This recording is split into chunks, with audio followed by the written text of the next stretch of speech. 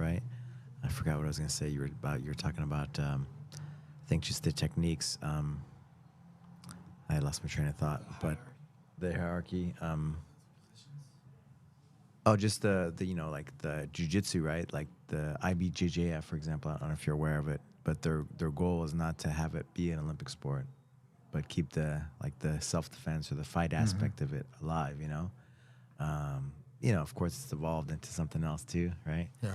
With that, but I think the essence of it, it's nice because judo turned into Olympic sport and can turn very sportive, and the Gracie family, they kept the essence of jiu-jitsu alive. Yeah. And that's why we're all doing it now, right? Because of that piece.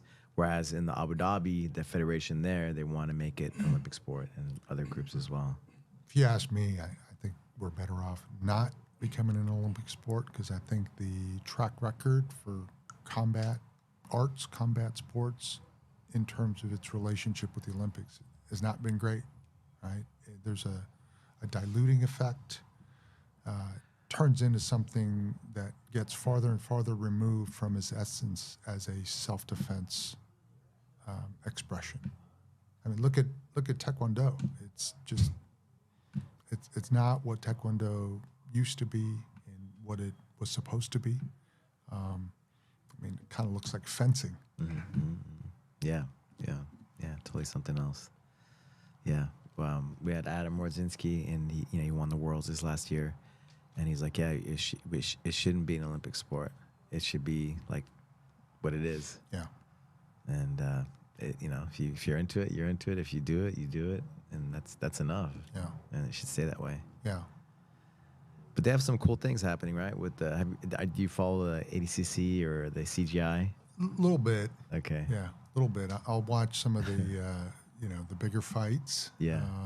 And follow some of the bigger names. Yeah, like they had that pit, for the CGI, which is pretty cool. The angled walls. Yeah. What do you think about that? I mean, it was, at first, because I was friends with I'm friends with Mo, the organizer of ADCC. So I was like, oh man, why do they have to do it on the same day? They did this before at the Worlds, where they had the Worlds where they gave prize money, to mess with the IBJF Worlds the same weekend, the same days. Yeah. So this is like the same thing again, and I know how much money and time they put into like organizing the ADCC, because just even a few years before they were having it in China, and there was like nothing. It was like the mats were like they were coming apart. Is that right? Just like it was just terrible, and these guys were like getting it better every year and year after year. Like in Anaheim, and then they had it in Vegas, the UNLV with the Pride announcer, Bruce Buffer, the whole thing, So anyway, when they came out, I was like, I was kind of like, nah, it's not really cool.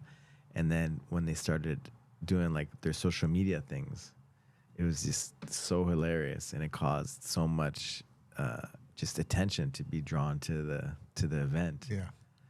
Kind of talking about ADCC, talking about this and that. It was in such like a funny way, in a good way, that I was like, I couldn't wait to kind of see both actually. Yeah. And then when they came out with that whole that angled mat thing, I was like, wow, this is really a spectator event. So yeah, I loved it. I loved the rules. I loved the way they did it. It caused like action and allowed like the Sheikh of Abu Dhabi, his thing was to make who's the best grappling style, right? Okay. That was the original kind of thing. And so jiu-jitsu wrestlers, sambo guys, and then of course jiu-jitsu did well and dominated as well in that. But now everybody does everything. But the CGI is nice because the rule set makes it fun to watch. Yeah. ADCC is cool too, right?